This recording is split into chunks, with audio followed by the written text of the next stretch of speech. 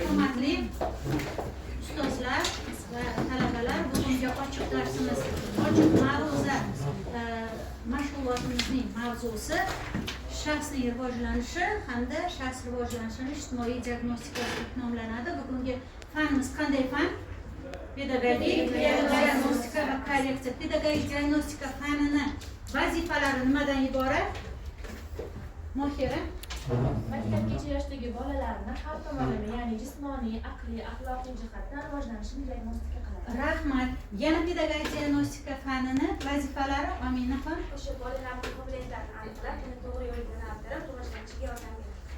Yaxshi. Yana kim gapiradi? Shahzoda. Ta'lim va tarbiyadagi kamchiliklarni, bo'shlarni o'rganish va axloqdagi nuqsonlarni tuzatishdan iborat. Rahmat kattakon. Pedagogik diagnostika fani qachondan fan sifatida shakllangan? Rahmat. Pedagogik diagnostikani qanday darajalari bor? Sabrina. Pedagogik diagnostikani makro, mikro, mezo darajalari bor. Mayli, rahmat kattakon. Bugungi mavzumiz demak shaxs va individ to'g'risida ma'lumotlaringizni aytinglar. Jamiyatda o'z o'rniga ega bo'lgan komil yetuk shaxs hisoblanadi. Ijtimoiylashuv jarayonida demak bolalar nima qiladi? Jamiyatga moslashadi. Kimlar orqali? Ijtimoiy agentlar deganiga ota-onalar, tarbiyachi, do'stlar va o'qituvchilar tomonidan ijtimoiylashadi. Demak, bolalarni ijtimoiy diagnostikasini biz qanday aniqlaymiz? Demak, bolalarni hayot davomida yo'lida uchraydigan barcha kamchiliklarni aniqlaymiz. Masalan, bolaga onasi urushda, bola yig'layapti. Demak, bolaga o'qituvchi urushda, bola tushunmayapti nimani o'zlashtirishni. Demak, bolaga otasi baqiryaptiki, demak, nimanidir noto'g'ri qilib qo'ygan bola, noto'g'ri ishi uchun. Bolani hamma bola o'ynayapti va bolani ajratib qo'yishdi. Ya'ni o'rtoqlari ajratib qo'ydi, u bilan birga o'ynashmayapti. Demak, bolada muammolar paydo bo'ldi. Bu muammolarni biz pedagogik diagnostika metodlari, usullari, diagnostika orqali o'sha kamchiliklarni, nimada bola qiynalyapti, o'sha kamchiliklarni aniqlaymiz va shu asosda nima qilamiz? Biz pedagogik diagnostikani olib boramiz va pedagogik diagnostika metodlari nimadan iborat? Demak, bolani onasi yoniga olib bolaga o'qishni o'rgatyapti. Ertaga aytib beryapti.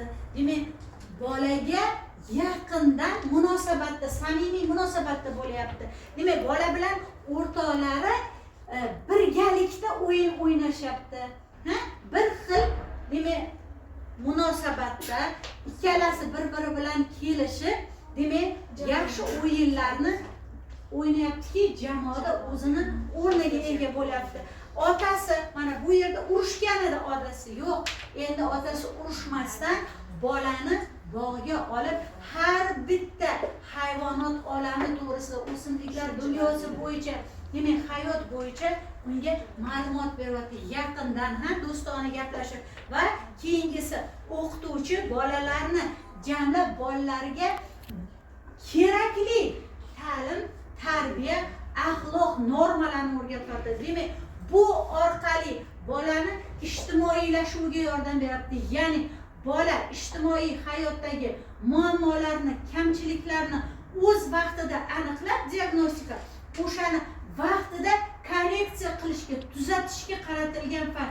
Demak, buni uchun biz bir qancha rolli o'yinlar tayyorlab kelganmiz. Rolli o'yinlardan qaysi birimiz edi? Doktor va bolajon. Keling. O'yinimiz topshiriqli rolli o'yinlar hisoblanadi. Bunda bola jamiyatga ijtimoiylashuvni o'rganadi, kasblar haqida ma'lumot bo'ladi va ularda ayrim bolalarda kasblarga nisbatan qo'rquv bo'lgani uchun o'sha qo'rquvni yo'qotishga yordam beradi. Rahmat.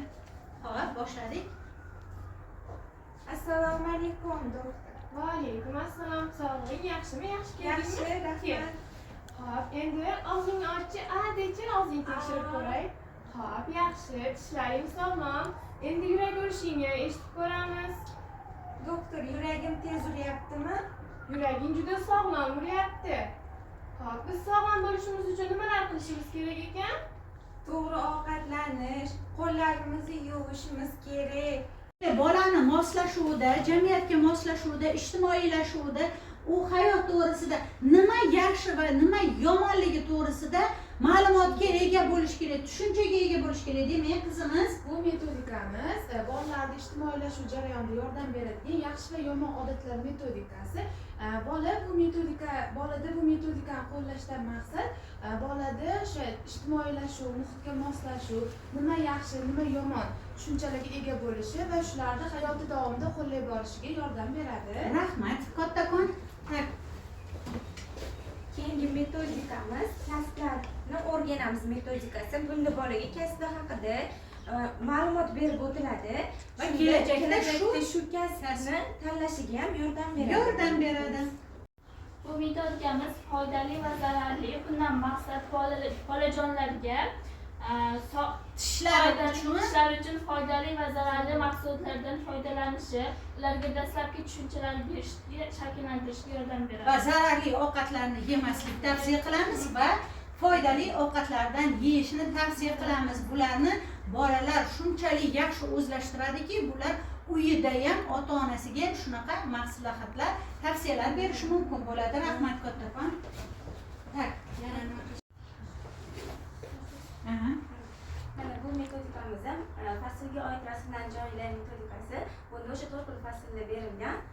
Bolalar bu orqali o'sha fasllarni o'rganib, keyin o'sha turli xildagi faslda bo'ladigan o'zgarishlarni aytib, to'g'ri rasmlarni joylashligi kerak bo'ladi. Joylashtiradi va fasllarga qarab kiyinishni, fasllarga qarab moslashni, bu oylarda kasal bo'lmasligi uchun qalin kiyinish yoki yozda cho'milish mumkinligini o'rganib borishadi. Rahmat. Demak, metodik ijtimoiylashuv nima qilar ekanmiz? Ijtimoiylashuv uchun O'rtoqlar bilan muloqot,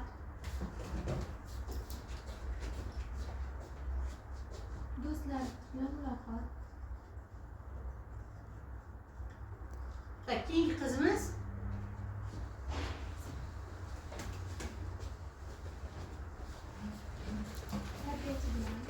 tarbiyachining samimiy munosabati.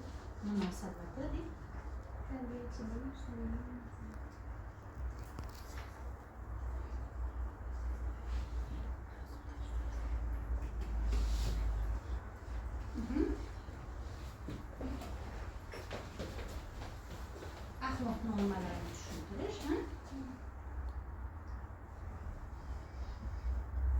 yetadi.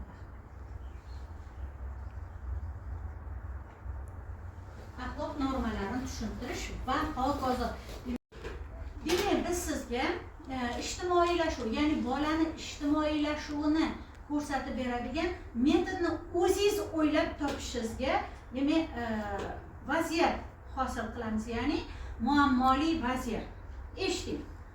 Mohira degan qizimiz tinch, tortinchoq, yangi muhitga sekin moslashuvchan qiz. U ishonchli munosabatdan keyingina ochilib o'z fikrini bildiradi. Guruhda kam so'zlaydi, lekin kuzatadi. Yaqin do'stlari bilan mehribon, begonalarga ehtiyotkor va pedagog bilan ishonchli gaplashadi. Demak, siz bunga qanday ta'rif berasiz? Qanday metod orqali bu bolani, demak, biz haligi tinch, tortinchoq bolani qanaqa qilib biz ijtimoiylashtiramiz?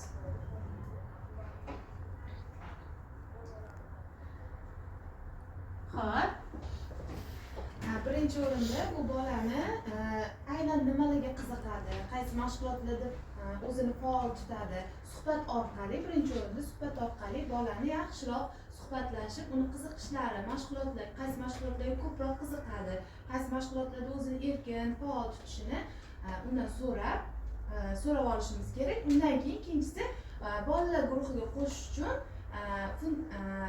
bitta umumiy mashg'ulot o'tilsa, umumiy o'yinlar tashkil qilinsa, erkin faoliyat Rolli o'yinlar. rolli o'yinlar qo'yilsa o'shanda bola sahnada birorta bir rolni ijro qilayotganda o'zini erkin tutishi mumkin. Ya'ni o'sha qizni, o'sha bolani o'sha rolga ishontirish kerak. Ya'ni o'zini mustaqil tutishiga o'rgatish kerak. Rahmat. Hop, Muzayyam xon.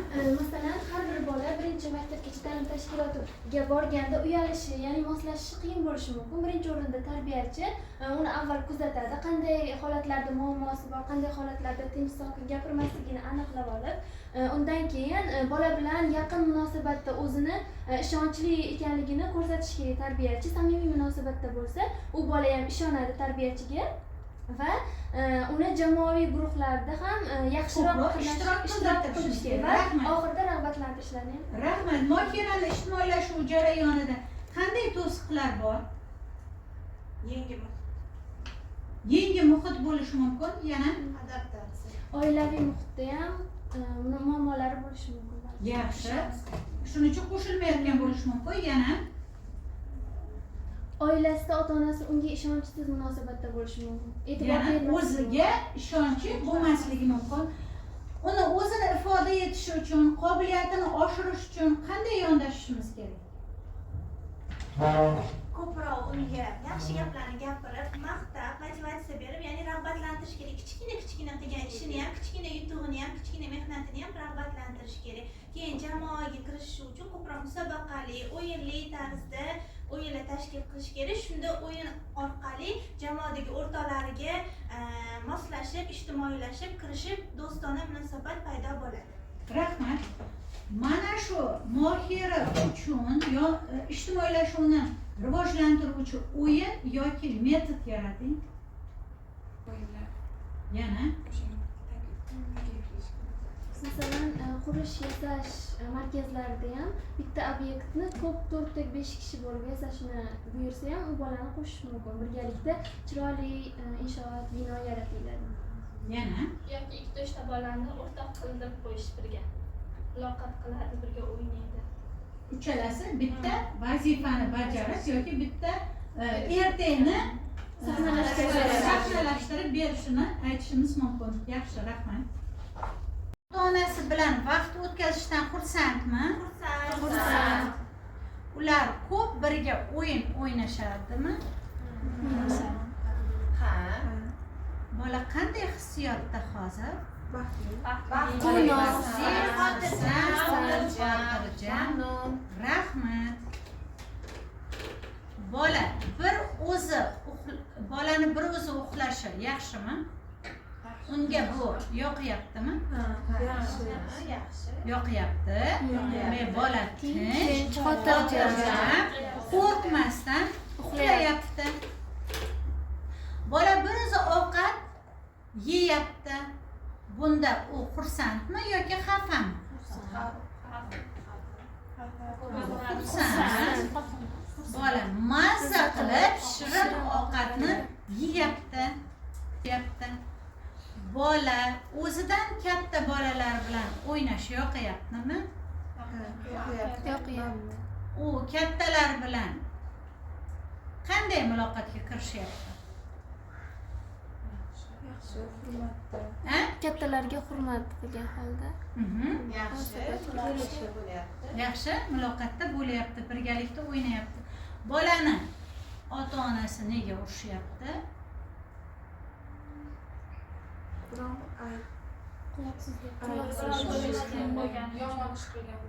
Nima yomon ish qilgan?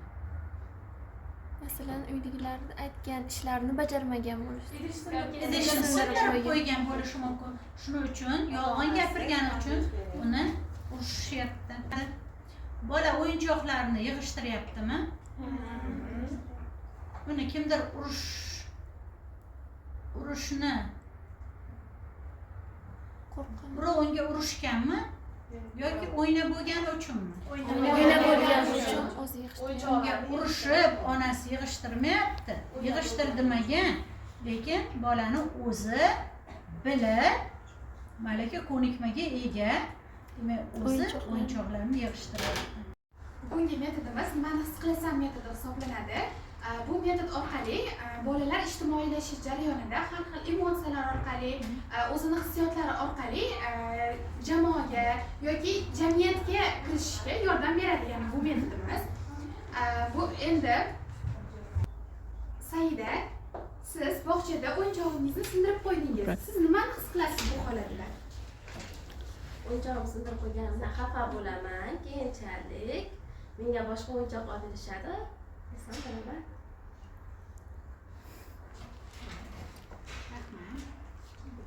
Ruxshona, siz oyingizga qarashaman deb idishlarni sindirib qo'ydingiz. Bu holatda siz nimani his qilasiz? Birinchi bo'lib oyimdan uzr so'ragan bo'lardim va bu holat boshqa takrorlanmasligini aytgan bo'lardim.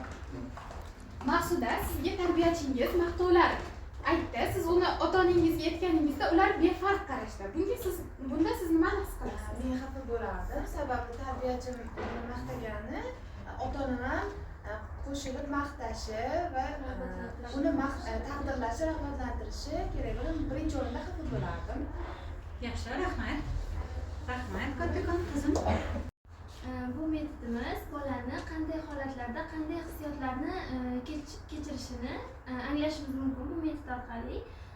Bu metodda bola xursand kayfiyatda, bola qanday holatlarda xursand bo'ladi?